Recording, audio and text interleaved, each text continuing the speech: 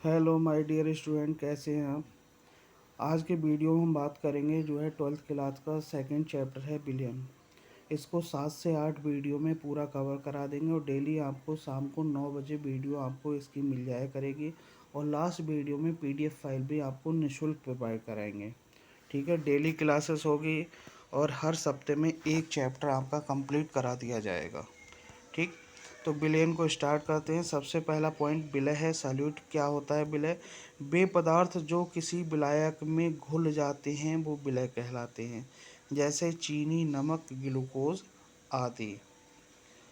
विलायक क्या होता है? वे पदार्थ जो विलय को अपने में घोल लेते हैं, जो विलय को अपने में घोल लेते हैं विलायक कहलाते हैं, जैसे जेल हो गया, ईथर हो गया, बेंजीन हो गया आदि।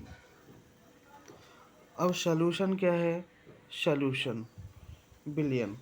तो विलयन में विलयन क्या है? विलय प्लस विलायक दोनों से मिलकर बना है क्या आपका विलयन। ठीक, तो दो या दो से अधिक पदार्थों के समांगी मिश्रण को विलयन कहते हैं, जैसे चीनी तथा जल का मिश्रण।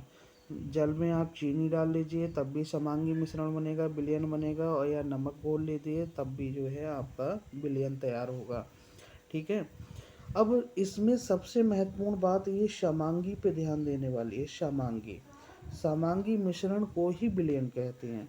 समांगी क्या है? जैसे सपोज दैट आपने जो है किसी जो है कोई ड्रम ले लिया, ड्रम में पानी भर दिया।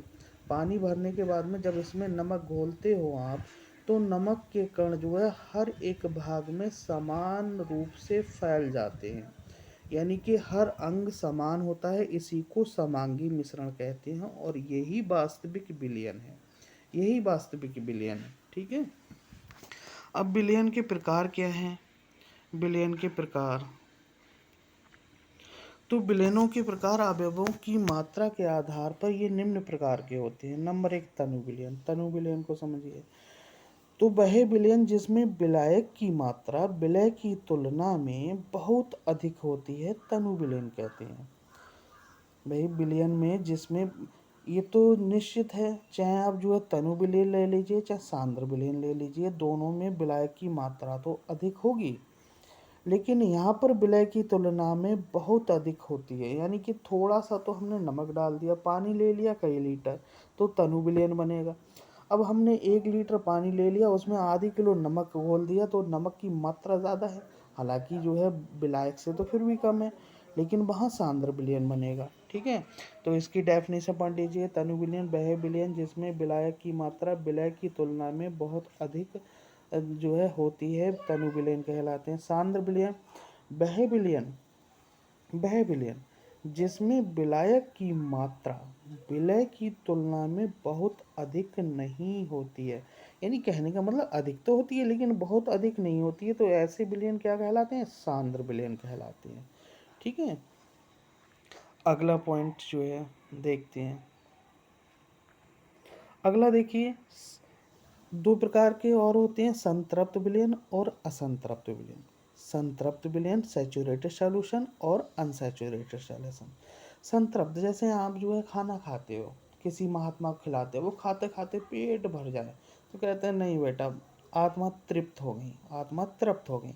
यानी यहाँ भी संतृप्त से वही मतलब है, संतृप्त है सैचुरेटेड।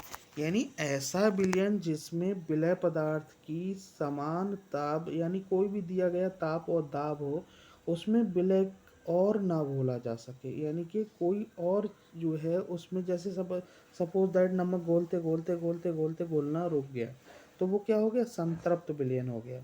असंतृप्त क्या है? ऐसा विलयन जिसमें विलय पदार्थ की और मात्रा घोली जा सके, वो क्या है? असंतृप्त है, यानी कि वो अभी संतुष्ट नहीं है, उसमें और जो है घोली जा सकती है।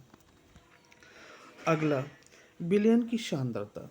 ये मोस्ट इम्पोर्टेंट पॉइंट है और यहाँ से नार्मलता और मोलरता और मोललता से क्वेश्चन बनते हैं, मोल प्रभाव से भी बनते हैं।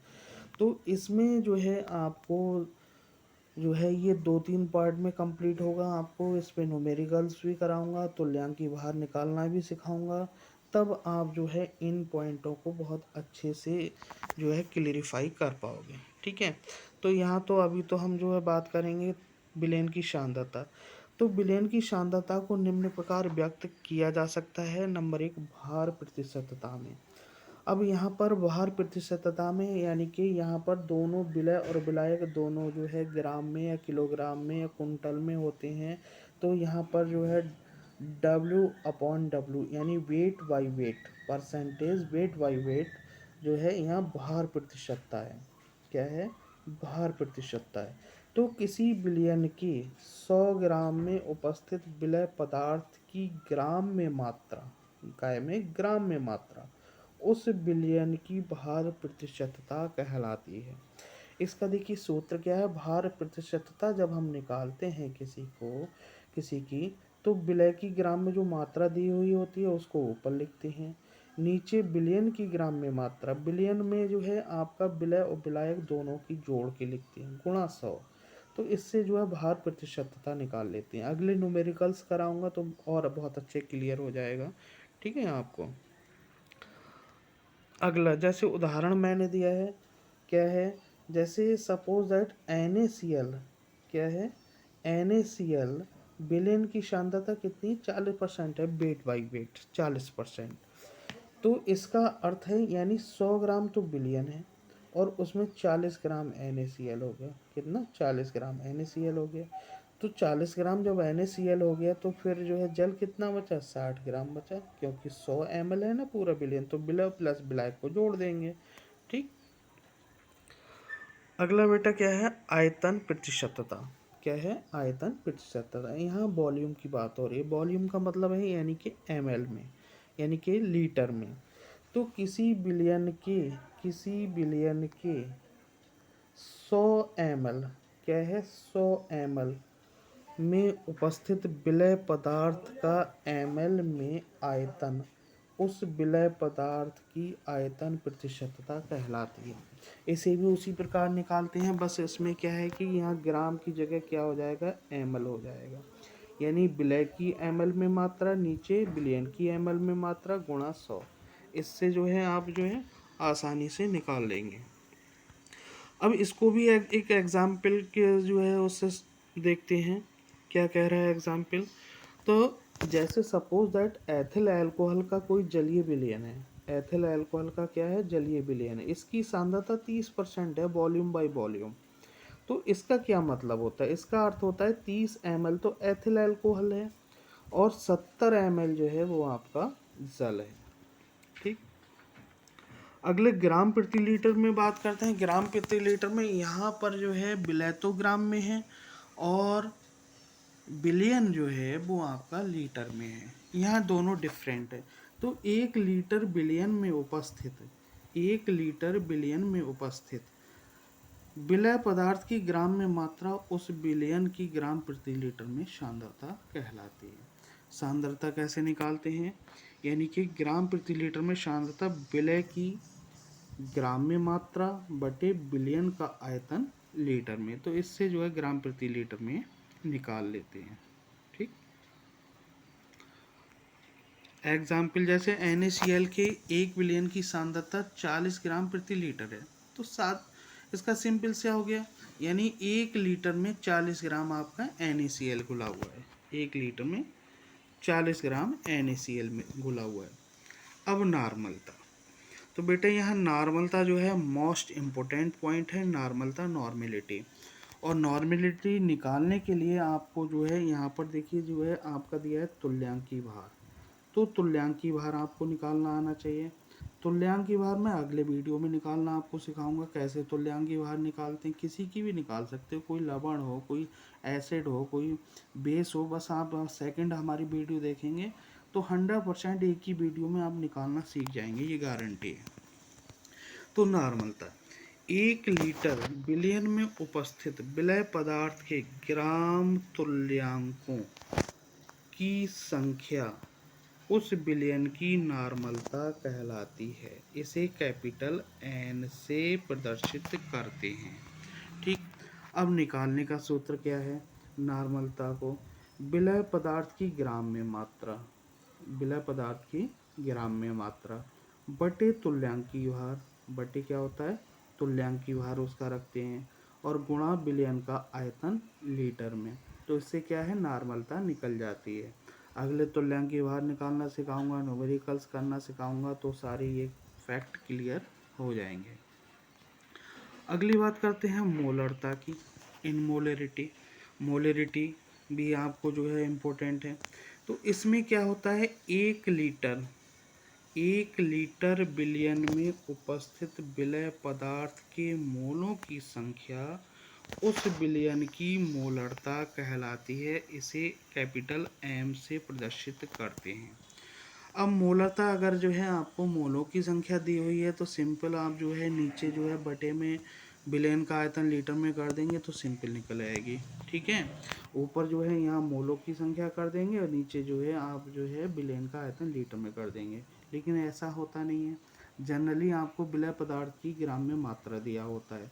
तो हम निकालते हैं इस वाले फार्मूले से, इस वाले से। तो विलय की ग्राम में ऊपर मात्रा जो है लिखते हैं, नीचे लिखते हैं उसका अणुभार। जब उसका अणुभार लिख देते हैं तो अणुभार से जब भाग करेंगे हम तो उसके मोलों की संख्या निकल आएगी, और गुणा बिलियन का आयतन लीटर में, बिलियन का आयतन लीटर में, तो इससे मोलरता निकल आती है। ठीक, अब मोललता को समझते हैं। मोललता क्या चीज़ है? तो मोललता जो है, मोलरता और मोललता में बस यही फ़र्क है मोलिलिटी में। यहाँ विलायक का, यहाँ पर क्या है, विलायक का जो है किलोग्राम में दिया होता है और वहाँ जो है लीटर में दिया होता है। तो मोललता को समझिए, 1 किलोग्राम विलायक, यहाँ पर केवल विलायक है, 1 किलोग्राम विलायक में उपस्थित विलय पदार्थ के मोलों की संख्या उस विलयन की मोललता कहलाती है। इसे इंडिकेट कैसे करते हैं, इसे जो है स्मॉल एम से इंडिकेट करते हैं। कैसे? स्मॉल एम से इंडिकेट करते हैं। इसका निकालने का सूत्र क्या है, मोललता बराबर विलय पदार्थ की ग्राम में मात्रा बटे अणुभार उसका। और यहाँ पर ये बात ध्यान देने लायक है कि यहाँ पर विलायक लिखा हुआ है, विलायक की किलोग्राम में मात्रा है, ना कि बिलियन में है, जबकि मोलरता में बिलियन की जो आयतन होता है वो लीटर में होता है, यहाँ विलायक की है। ठीक, अगला पॉइंट है हमारा मोल प्रभाज। मोल प्रभाज भी आपके लिए इम्पोर्टेंट है, मोल प्रभाज। तो मोल प्रभाज हम जो है कैसे जो है, देखिए, अगर सपोज दैट जो है, अगर चीनी और जल का घोल है, चीनी और जल का घोल है, तो अगर हम जो है चीनी का अगर मोल प्रभाज निकालते हैं तो चीनी का मोल प्रभाज जब निकालते हैं तो ऊपर यहाँ पर जो है चीनी के मोलों की संख्या लिख देते हैं, काहे के चीनी के मोलों की संख्या लिख देते हैं, और बटे जो है कुल बिलियन में जितने भी अवयव हैं, जितने भी अवयव हैं उनको जोड़ने के बाद में उनके मोलों की संख्या लिख देते हैं, उसका मोल प्रभाज निकल आता है। सबसे पहले जो है बेटा डेफिनेशन देखिए क्या है, डेफिनेशन क्या कह रही है इसकी, किसी बिलियन में किसी अवयव। अब किसी अवयव हम किसी को भी ले सकते हैं, विलय को भी ले सकते हैं, विलायक को भी ले सकते हैं। कोई पूछ सकता भी है विलायक का मोल प्रभाज क्या है, विलय का मोल प्रभाज क्या है। तो किसी अवयव के मोलों की संख्या, के मोलों की संख्या यानी कि जो मोलों की संख्या वो ऊपर होनी चाहिए, और बिलियन के कुल मोलों की संख्या का अनुपात ही क्या है, उस अवयव का मोल प्रभाज कहलाता है। अब देखिए हमने यहाँ पर जो है इस सूत्र के सहायता से समझाने की कोशिश की है। जैसे सपोज डैट अगर हम विलय का अगर मोल प्रभाज हम मान लेते हैं कि जैसे विलय जो है हमारा क्या है, स्मॉल एन है, और विलायक हमारा कैपिटल एन है। क्या है, कैपिटल एन है। तो जब विलय का मोल प्रभाज निकालते हैं तो ऊपर स्मॉल ए लिख दीजिए, ऊपर केवल स्मॉल ए लिख दीजिए, नीचे जो है आप स्मॉल एन और कैपिटल एन को जोड़ के लिख दीजिए। ठीक, या फिर ऊपर जो है एन ए क्या है, यहाँ पर मैंने क्लियर किया हुआ है, एन ए क्या है, विलय के मोलों की संख्या है, और एन बी क्या है, विलय के मोलों की संख्या है। तो जब हम विलय के मोलों का प्रभाज निकाल रहे हैं तो ऊपर विलय के मोलों की संख्या लिख देंगे, नीचे टोटल करके लिख देंगे, विलय का मोल प्रभाज निकल आएगा। और विलायक का भी अगर निकालना है तो ऊपर एन बी विलायक के मोलों का प्रभाज जो है, सॉरी, विलायक के मोलों की संख्या लिख देंगे, नीचे जो है टोटल करके लिख देंगे विलय और विलायक की, तो विलायक के मोल प्रभाज निकल आएंगे। ठीक है, अगर बेटा वीडियो अच्छी लगी हो तो चैनल को लाइक कर दीजिएगा, सब्सक्राइब कर दीजिएगा, और अगले वीडियो में मैं आपको तुल्यांक की भार कम्प्लीटली निकालना सिखा दूंगा। फिर अगले में हम न्यूमेरिकल्स कर लेंगे, और उसके बाद बचेगा वो जो है अणुसंख्यक जो प्रॉपर्टीज़ होती हैं, जैसे जो है आपका परासरण दाब हो गया, क्वथनांक उन्नयन हो गया, हिमांक अवनमन हो गया, जो है वो सारे पॉइंट जो है हम अगले क्लियर कर लेंगे। बांठा गुणांक भी क्लियर कर लेंगे, 7-8 वीडियो में हम पूरा कवर कर लेंगे। ठीक है, अगर इसको आप जो है अपने अगर नोट्स में जो है कॉपी में लिखते हो तो बहुत अच्छी बात है, नहीं लिखते हो तो मैं लास्ट वाले वीडियो में आपको PDF फाइल जो है वो प्रोवाइड करवा दूंगा। ठीक है, थैंक यू।